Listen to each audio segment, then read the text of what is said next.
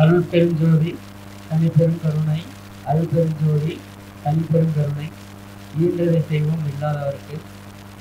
வாழ்க ஜோதிடக்கலை, வளர்க ஜோதிடக்கலை. இப்போ திருச்செங்கோடு ஸ்டார் தமிழ்நாடு ஜோதிட அறக்கட்டளையின் சார்பாக மாத கருத்தரங்க, மாதம் கருத்தரங்க அல்லது மாநாடுன்னு தெரியல, சரியான கூட்டம் வர்றீங்க, பரவாயில்ல. ஏன்னா ஒரு சில கருத்தரங்கு பார்த்தீங்கன்னா ஆளே இருக்க மாட்டாங்க. அதனால நம்ம நினைப்போம் என்னடா இப்படி ஆளே இல்லாம. ஆனா ராஜசேகர் ஐயா பொறுத்த வரைக்கும் மாத கருத்தரங்கு அப்படின்னாலே 100 பேர் கன்ஃபார்ம். ஏன்னா திருச்செங்கோட்டுல மற்ற சங்கத்தை காட்டிலுமே இந்த சங்கத்துல உண்மை இருக்கிறதுனாலதான் இவ்வளவு கூட்டம். ஏன்னா நல்ல ஜோதிடர்களை கூப்பிட்டு பேச வைக்கணும்ல. தான் மட்டும் வளரணும்னு நினைக்காம எல்லாரையும் வளர்க்கணும்னு நினைக்கிறாருல்ல, அந்த ஒரு நல்ல மனசு தாங்க, வேற ஒண்ணும் இல்லை. சரிங்களா? அனைவருக்கும் என் முதற்கண் வணக்கங்கள். இப்போ ஜோதிடத்துல நிறைய பரிகாரங்கள் கேள்விப்பட்டிருப்பீங்க. ஆனா தாந்திரிகத்துல ஒரு பரிகாரம். தாந்திரிகம் எல்லாராலையும் எடுக்க முடியாது. தாந்திரிகம் எல்லாராலையும் எடுக்கவும் முடியாது, சொல்லவும் முடியாது. இப்ப பேசும்போது சேனல்ல கிரகங்களை ஏமாற்றும் தாந்திரிக பரிகாரங்கள் தலைப்பு வருது. இந்த கிரகத்தை ஏமாற்றும் சொன்னதே நான் தான். ஏன்னா அண்ணன் ஜோதிடத்தை விரிவு பேசினா பேசுவாரு, எங்க தாந்திரிகம் பேச சொல்லுங்க, பேச மாட்டாரு. பழனிசாமி ஒரு மணி நேரம் ஜாதகம் பாருங்கன்னா பார்ப்பாரு, எங்க தாந்திரிகம் 1 மணி நேரம் பேசுங்கன்னா பேச மாட்டாரு. ஏன்னா அவர்களுக்கு கிரகங்களை ஏமாற்ற தெரியாது, ஜோதிடர்களுக்கு தெரியாது. ஆனா தாந்திரிகளுக்கு கண்டிப்பா தெரியும். ஏன்னா அதுக்கு பேரே தந்திரா. தந்திரமான முறையில் கிரகங்களை கையாள தெரியணும். இல்லைன்னா தாந்திரிகத்தை எங்கேயுமே பேசக்கூடாது. நான் இப்ப கூட சொன்னேன், இந்த ஊர்ல இந்த மாதிரி பரிகாரம் எடுத்துக்கலான்னு. இப்போ காரு, சோப்பு, நம்ம யூஸ் பண்ற 2 வீலரு, பைக்கு எல்லாமே சொல்றோம்ல. ஆனா ஒரு எளிமையான பரிகாரம் என்னன்னா, சார் திருமண தடை ரொம்ப நாளா இருக்கு சார், இதை எங்களால சரி பண்ணவே முடியல, இந்த திருமண தடைக்கு என்ன பரிகாரம் பண்ணிக்கலாம் எளிய முறையில?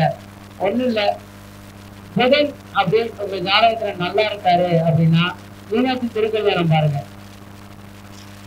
இப்ப திருமணத்தடை சப்போஸ் எல்லா கட்டத்திலையும் புதன் நல்லா இருக்காரா, ராகு நல்லா இருக்காரா, சனி நல்லா இருக்காரா, இப்படிதான் கேட்பாங்க. ஆனா புதன்கிழமை நாள்ல இப்ப வீடியோ நிறைய வந்துருச்சு இல்ல, திருக்கல்யாண வீடியோஸ அடிக்கடி பாருங்க. கண்டிப்பா அந்த திருமண நடக்கும். இது சும்மா ஒரு லாஜிக்கே. ஒரு ஏன்னா வீடியோ பாக்குறோம் கல்யாணம் ஆகிருமா, அப்படி இல்லை. அதை பார்க்க நமக்கு இல்லையா முகூர்த்த நாள்ல தாலி கட்டுவாங்கல்ல, கோவில்கள்ல தாலி கட்டக்கூடிய நிகழ்வு. அந்த கல்யாணத்துக்கு நீங்க உங்களை கூப்பிடுறாங்க, கூப்பிடல, ஒரு 5-6 பேர் தாலி கட்டுவாங்க, 5 கல்யாணம் 6 கல்யாணம் நடக்கும். அதை பார்த்தாலே உங்களுக்கு திருமணம் நடக்கும். எவ்வளவு பரிகாரம் பண்ணிருப்பீங்க, ஆனா அதெல்லாம் காட்டி சிம்பிளான பரிகாரம் தான் அது. என்னதான் மந்திரம் தந்திரம் எந்திரம் போனாலும் நமக்கு தந்திரமான வழியை எப்பயுமே ஜெயிக்க வைக்கும். என்னதான் ஜோசியர் பரிகாரம் சொன்னாலும் அதுல ஒரு தந்திரத்தை வச்சிருப்பாரு, அது நிறைய பேருக்கு தெரியாது. சரிங்களா? அந்த மாதிரிதான் நம்ம ஒவ்வொரு நாளுமே ஒரு பரிகாரத்தை ரொம்ப சிம்பிளா எடுத்துக்கணும். அது எளிமையான பரிகாரமா இருந்தாலும் சரி, கஷ்டமான பரிகாரம் இருந்தாலும் சரி, முழு மனதிலும் இந்த பரிகாரத்தை செய்யணும். திருமணத்தடை கல்யாணத்தை போட்டா கல்யாணம் நடக்கும்னு சொல்றா, வீட்டு ஜோசியரா இருப்பான் போலக்குன்னு சொல்லுவீங்க, யூடியூப்ல கமெண்ட்லாம் போடுவீங்க. அதுதான் எனக்கு வேணும். ஏன்னா திட்டி வளர்ந்தாதான் ஜெயிக்க முடியும். மக்கள் திட்டமே ஒரு ஜோசியர் வளர்ந்தாதான் ஜெயிக்கவே முடியாது. விமர்சனங்கள் இருந்தாதான் வாழ்க்கையில வெற்றி கிடைக்கும். விமர்சனம் இல்லாம இருந்து பாருங்க, எந்த ஒரு வெற்றி நம்மளால அடைய முடியாது. ஒரு தொழில் ஆரம்பிச்சோம். இப்ப அந்த நேற்று இந்த சாம்பிராணின்னு சொல்லி இந்த கம்ப்யூட்டர் சாம்பிராணி நான் எடுத்துட்டு ஒரு கடைக்கு நான் போனேன். சனி பயிற்சி அமாவாசை நம்ம இதை கொண்டு போனேன். அவர் என்கிட்ட சொன்னாரு, தம்பி நீங்க இந்த தொழில் பண்றீங்களா அப்படின்னு. ஆமா சார். ஏன் சார் அப்படின்னு. இல்ல தம்பி, இவ்வளவு நகை போட்டு ஒருத்த மார்க்கெட்டிங் வந்தது நீதான் தம்பி. இல்ல ஏன் தம்பி, இதுல உனக்கு 5 ரூபா கிடைக்கும், 2 ரூபா கிடைக்கும். ஆனா இதுல நீ ஒரு கட்டப்பையில தூக்கிட்டு கடைக்கு ஏறி இறங்குறத நானும் பார்த்தேன். அப்ப சொன்ன அவர்கிட்ட, சார் இன்னைக்கு நான் கட்டப்பை தூக்குனா நாளைக்கு காஸ்ட்லியான கார்ல போவேன் சார் அப்படின்னு.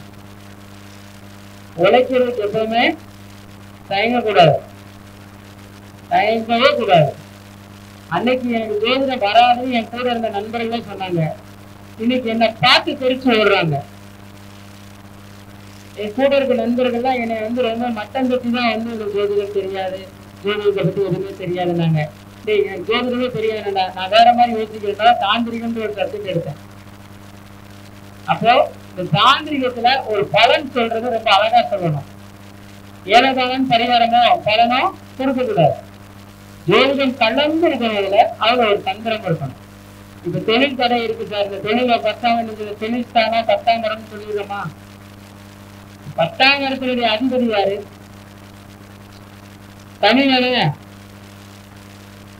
சார், தனியா சூரியனா சார் 10ஆம் இடத்து அதிபதி? தனிநல ஜோதிடம் தெரியாது, அதனாலதான் கேட்டேன்.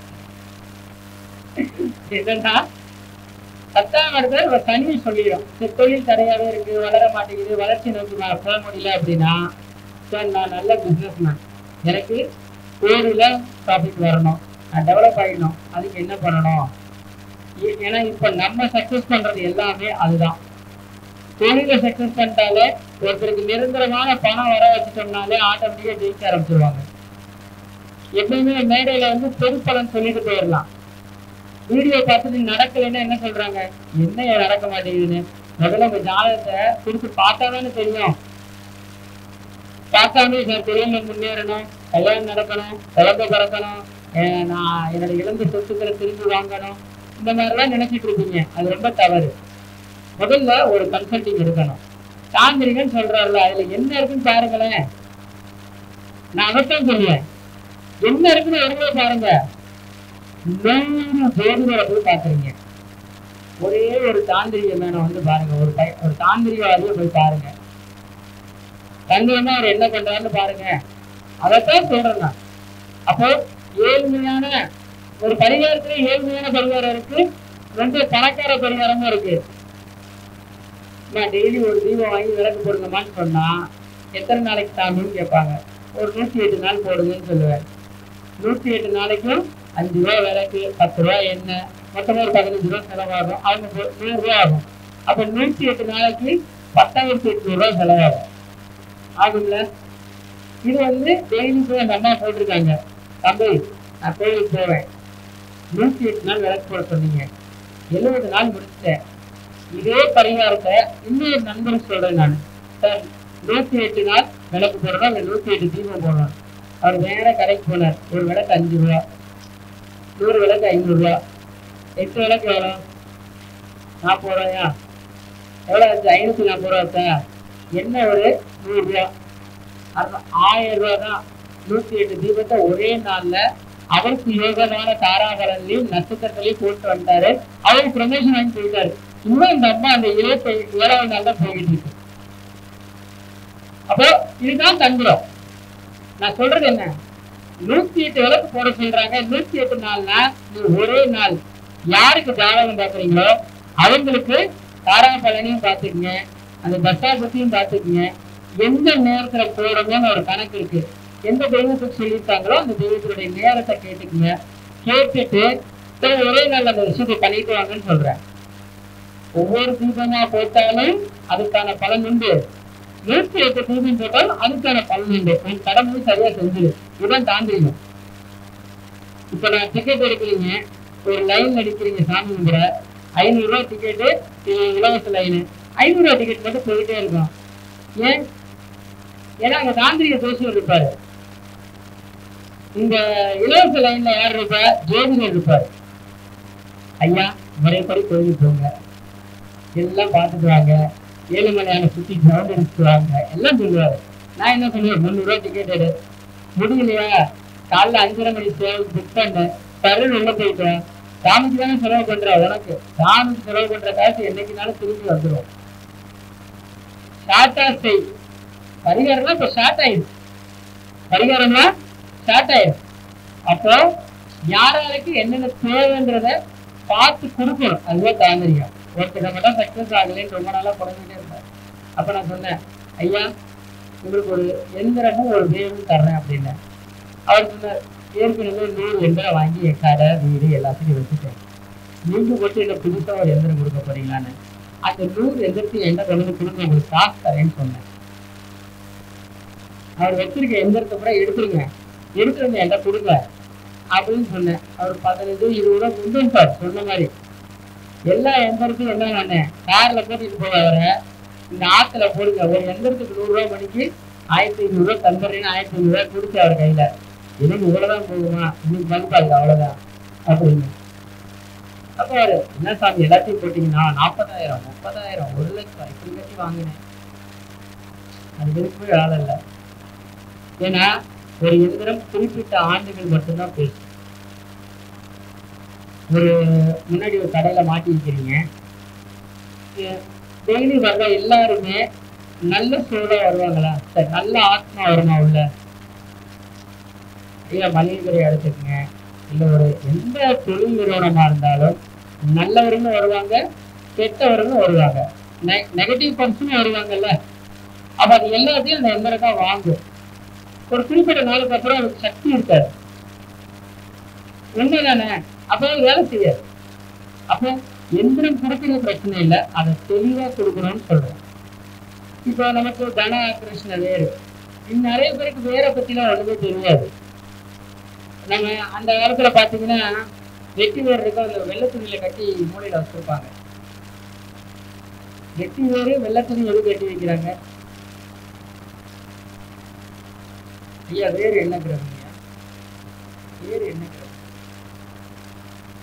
கேது. வேறு கேது. துணி சுக்கிரன்.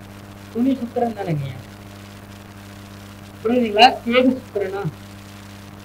எந்த மூலையில கட்டணும்?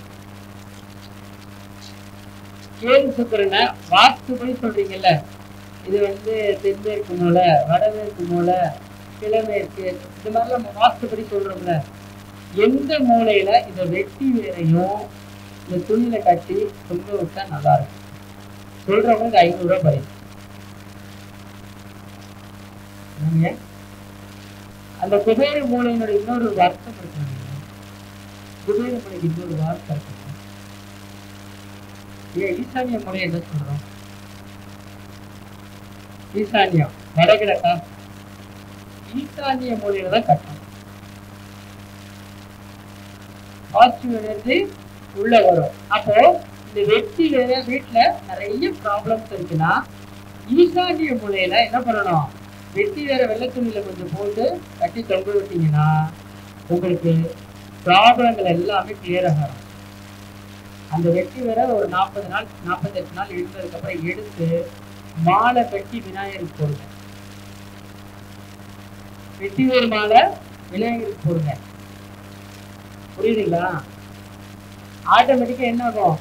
பாசிட்டிவ் கண்டிப்பா நடக்கும்.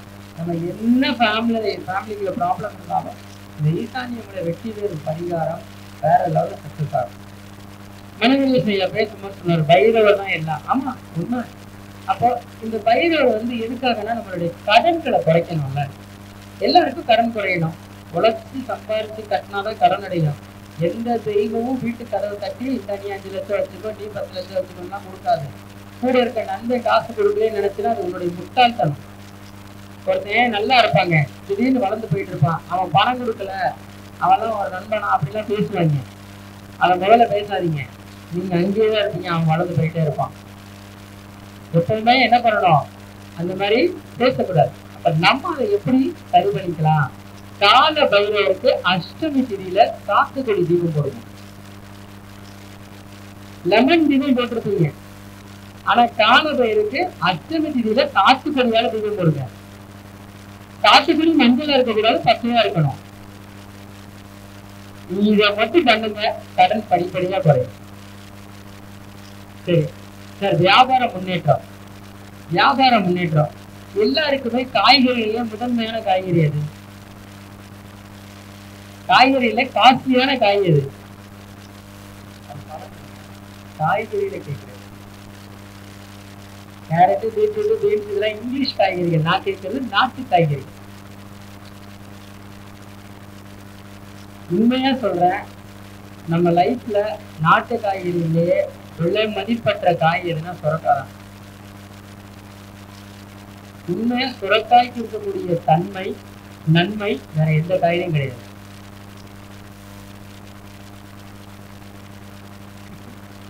புரியுதுங்களா? அப்ப இந்த சுரக்காய்க்கு வந்து ஒரு இது இருக்கு. ஏன்னா நம்மளுடைய தொழில் நல்ல வளர்ச்சி அடையணும் அப்படின்னா வீட்டுல சுரக்காய் கூடு வாங்கி வைங்க.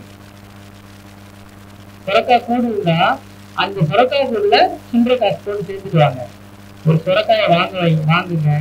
நல்ல முத்திர சுரக்காய் போய் வாங்கி காய வச்சு ஓட்டை போட்டு அழகா அந்த சுரக்காய் கூடுல நம்ம சில்லறை காசு போட்டு வந்தீங்கன்னா அப்படி பெருகும் பணம்.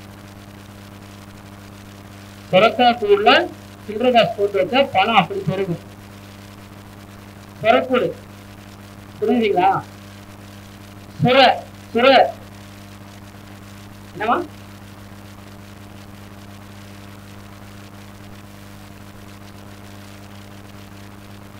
ஆமா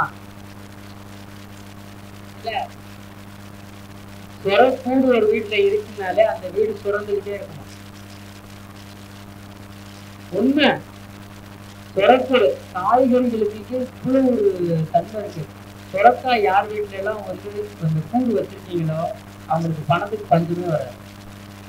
நகை அடங்க போகுது இல்ல, ஒரே ஒரு தடவை அந்த நகையை திருப்பிட்டு வந்து அந்த சுரக்காய் கூடுல வச்சுட்டு நீங்க எடுத்து வீடுல வச்சு பாருங்க, அந்த நகை மறுபடியும் அடகிட்டே போகாது. ஆமா ஐயா, சுரக்கூடு வந்து நல்லதுக்கு பயன்படும், கெட்டதுக்கு பயன்படும், எல்லாத்துக்கும் பயன்படும். ஆனா அந்த கூடினுடைய தன்மை பாத்தீங்கன்னா 8ஆம் நம்பர் தடி. புரியுதுங்களா? அப்போ தொழில் காரகன் யாரு? வருமானத்தை கொடுக்கக்கூடியவனும் அவன் தான், வருமானத்தை கெடுக்கக்கூடியவனும் அவன் தான். புரியுதுங்களா? 10-11 அவன் வீடு தானே. 10-11 அவன் வீடு. 10 வருமானம், இது வேலை. 11 வருமானம். புரியுதுங்களா? அதான் 10-2-11 இவ்வளவுதான் வித்தியாசம். புரியுதுங்களா? அப்போ இந்த இடத்துதான் நம்ம தெளிவா புரிச்சுக்கணும். அந்த சுரக்கூடுக்கு அவ்வளவு தன்மை இருக்குன்ற. இப்ப காய்கறிகளே நம்ம ஒரு விஷயத்த கண்டுபிடிக்கிறோம். சரி, ஓகே, சரி. இப்போ பழங்கள் சொல்றோம்ல, எந்த பழம் வீட்டுல இருந்தா யோகமா இருக்கும்? ஐயா ராகு பழம் எடுக்கலாம். சரியா? நல்லா தெரிஞ்சுக்கோங்க. மாப்பழ வாழை இது வந்து முக்கணிகள் இருக்கக்கூடிய வீடு அப்படி எடுத்துக்கலாம். ஆனால் முக்கியமான தெரிஞ்சுக்கேன், வீட்டுல மாமரம் கண்டிப்பா இருக்கணும், மாதுளை மரம் கண்டிப்பா இருக்கணும். குழந்தைங்க நல்லா படிக்கணுமா, மாமரம் வை.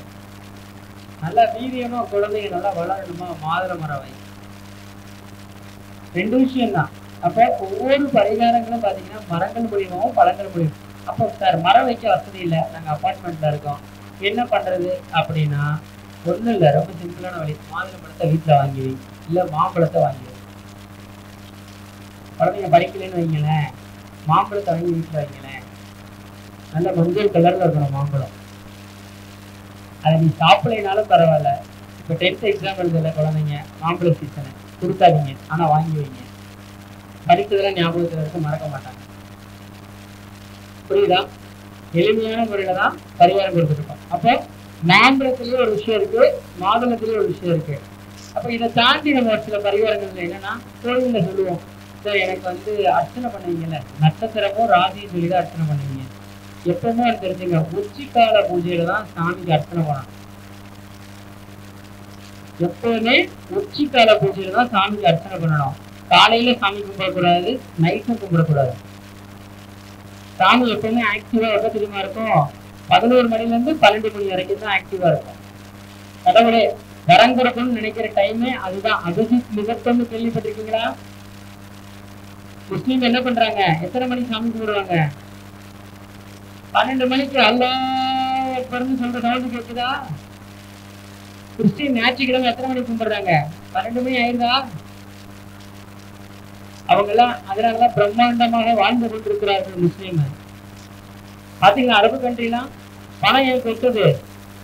உச்சி நேரத்தில் இறைவனை, உச்சிக்கால பூஜையில இறைவனை சந்திச்சாலே கண்டிப்பா சக்சஸ் ஆயிடலாம். கோயிலுக்கும் போனா 12 மணிக்கு போகணும், இல்ல 11 போய் லைன்ல நின்றுடணும். அப்ப நடக்கக்கூடிய தீபாராதனையை கலந்துக்கிறது தான் ரொம்ப சிறப்பு. சரிங்களா? இன்னொன்னு நான் நிறைய பேருக்கு சொல்ல இருக்குது, குழந்தைகள்லாம் கல்யாணம் பண்ணி கொடுக்குறீங்க, ஜோசியத்தை ஒரு 100 பொருத்தம் கொண்டு பாக்குறீங்க, 100ல இருந்து ஒரு 50 பொருத்தம் பாக்குறீங்க. அந்த திருமணத்தின் போது அந்த ஜோசியருக்கு என்ன செய்யறீங்க? பொருத்தம் கொடுத்துட்டாரு, இஞ்சி போனா 100 ரூபாய் 200 ரூபாய் ஃபீஸை போட்டு முடிச்சுக்கிறீங்க. உங்க சொந்த பந்தம் உற்றார் உறவினர்கள் எல்லாருக்கும் துணிமணி எடுப்பீங்க. ஆனா இந்த ஜோதியை சேர்க்கிற ஜோசியருக்கு என்ன செய்றீங்க? எதுவுமே செய்யாதனாலதான் நிறைய பேர் வாழாம இருந்திருக்காங்க. குரு தோஷம் ஏற்படுகிறது. உங்க குழந்தைகள் பிரச்சனையாகிற காரணம் என்ன? குரு தோஷம். ஜோதிடர்களை மதிக்கணும். எப்படின்னா, ஒரு ஜோசி சார் இந்த ஜோசியத்தை தான் போய் பொருத்தம் பார்த்தோம், நீ எதுவுமே செய்ய மாட்டேன்னு தெரிஞ்சிடும் அவனுக்கு. அவன் என்ன பண்ணுவான்? முடிச்சுருங்க போங்க கல்யாணம் பண்ணுங்கன்றுவான். சார் நல்ல ஜாதகமா எடுத்து கொடுங்க. ஒண்ணும் இல்ல, ஒரு பொண்ணு பார்த்து கொடுக்குற புரோக்கர் காசு கொடுப்பான். எப்படிங்க? பொண்ணு பார்த்து கொடுக்குற புரோக்கர் காசு கொடுப்பாங்க. ஜோசியர்கிட்ட மணிக்கு ஒரு சார் இந்த பொருத்தம் இருக்கான்னு பாருங்க சார், சார் இந்த பொருத்தம் இருக்கா பாரு, 100 ரூபா பொருத்தம் கேட்டுருவாங்க. அவனும் பாவம் சலிக்காம சொல்லுவான். சொல்லிட்டு என்ன ஆகும்? கல்யாணத்துக்கு பத்திரிக்கை கூட வைக்க மாட்டீங்க. சார் டேட்டா குறிச்சு கொடுத்துருக்கோம், நம்ம டேட் மட்டும் குறிச்சு கொடுப்போம், நமக்கு பத்திரிக்கை வைக்கணும்னு கூட அவங்களுக்கு தோணாது. புரியுதுங்களா? அப்ப பொருத்தம் பார்க்கறதுக்கு ஃபீஸ் அதிகமா வாங்கிக்கங்கன்ற.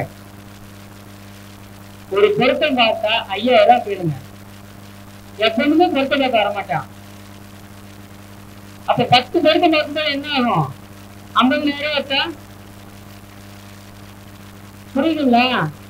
ஜோசியருக்கு வயது இருக்கு, ஜோசியருக்கு ஒய்ஃப் இருக்காங்க, குழந்தைங்க இருக்காங்க, ஜோசியருக்கு அம்மா அப்பா இருப்பாங்க. ஜோசியர் எல்லாரும் வானத்துல இருந்தெல்லாம் பிடிக்க மாட்டாங்க. ஒரு பொருத்தம் பாக்குறீங்க அப்படின்னா அதுக்கு உங்க தோஷம் வரக்கூடாதுன்றதுக்காக சொல்றேன். குரு சாபம் உங்களுக்கு வரக்கூடாதுன்றதுக்காக தான் சொல்றேன். குரு தோஷம் ஏற்பட்டால் அந்த குழந்தைங்க போய் நல்லா இருப்பாங்க. கோயம்புத்தூர்ல என்னுடைய வாடிக்கையாளர் ஒருத்தர் கல்யாணம் பண்றாரு. என்னை கூப்பிட்டு எனக்கு அவ்வளவு மரியாதை பண்ணி ட்ரெஸ்ல இருந்து எல்லாமே பண்ணாரு. இப்போ ட்வின்ஸ் குழந்தை பிறந்து நல்லா இருக்காங்க. ஜோசியருடைய ஆசீர்வாதம் ரொம்ப முக்கியம். எந்த திருமணமாக இருந்தாலும் சரி, ஒரு ஜோதிடனுடைய ஆசீர்வாதம், குருவினுடைய ஆசீர்வாதம் ரொம்ப முக்கியம். கல்யாணம் பண்ணி கோயில்ல பிராமணர் கல்யாணம் பண்ணி வைக்கிறாரு, அவர் காலில் அங்க விழுக முடியாது. பொதுவா கடவுள் காலில் விழுந்துட்டு வந்துருவோம். ஆனா மண்டபத்துல கல்யாணம் பண்ணோடனே முதல்ல அந்த கல்யாணம் பண்ண ஐயர்கிட்ட ஆசீர்வாதம் வாங்கணும், அச்சதை கொடுத்து. அதுக்கப்புறமேலு நமக்கு கல்யாணத்துக்கு பொருத்தம் பார்த்து கொடுத்த ஜோசியர்கிட்ட ஆசீர்வாதம் வாங்கணும்.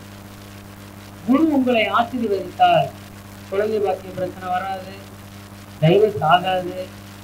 முதல்ல ஜோதிடர்களுக்கு ஒரு மரியாதையை நல்லா செய்யுங்கன்னு சொல்றேன். மற்றவங்களாம் யாரும் சொல்ல மாட்டாங்க.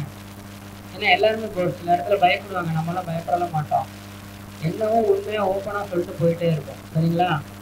குரு தோஷம் வராமல் இருக்கணும் அப்படின்னா ஜோசியர்களுக்கு மரியாதை செய்வது சிறப்பு. சரி, இப்போ குழந்தைங்களுடைய கல்வி கல்வி நம்ம என்ன சொல்லிடுறோம்? ஞான காரகனுடைய அருள் இருந்தால் மட்டுமே ஒரு குழந்தை ஞானமாக இருக்கும். ஞானக்காரகன்னா நம்ம கேது தானே சொல்றோம். கேதுக்கான பரிகாரத்தை கொடுத்துக்கணும். எப்படி அப்படின்னா, குரு கேது, குரு கேது. அப்ப குருனா வாத்தியார். சரிங்களா? குருனா வாத்தியார், கேதுனா கருப்பு. புரியுதுங்களா? இப்போ சுத்தமா அவர் படிக்கிறேன்னு வைங்களேன், நல்ல கட்டங்கரேன்னு வாத்தியார பாருங்க, கருப்பா. அவருக்கு பாத பூஜை பண்ண வைங்க, கண்டிப்பாக அந்த குழந்தை நல்லா படிக்க ஆரம்பிக்கும். அவருக்கு பாத பூஜை பண்ணா கண்டிப்பா அந்த குழந்தை நல்லா படிக்கும். என்ன சார் புது சார்? ஆமா, பாதம் என்ன சொல்றோம் நம்ம? கால சனின்னு சொல்றோமா? குரு. சரிங்களா? அவருடைய கலரு எல்லாம் கணக்கு பண்ணி பாருங்க, லாஜிக் சரியா வரும்.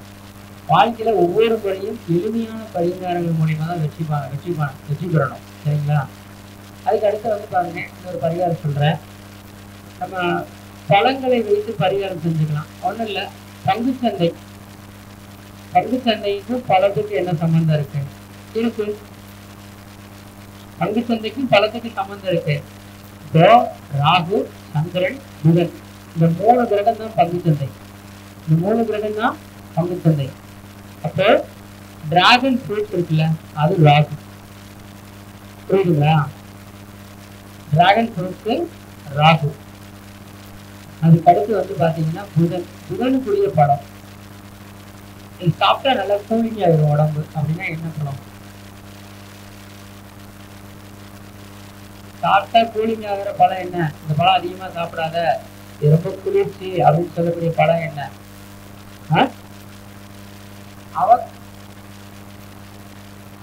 பெரிய பழம் சூடுமா? யார சொன்னாங்க? திரும்பி பழம், கிவி. அது வந்து பாத்தீங்கன்னா தோல் வெளியில பச்சையா இருக்குமா? ஆனா அதை அப்படி எடுத்துக்கூடாது. புதன் பழம் என்ன பழம்? யாருமே சொல்ல தெரியலையா?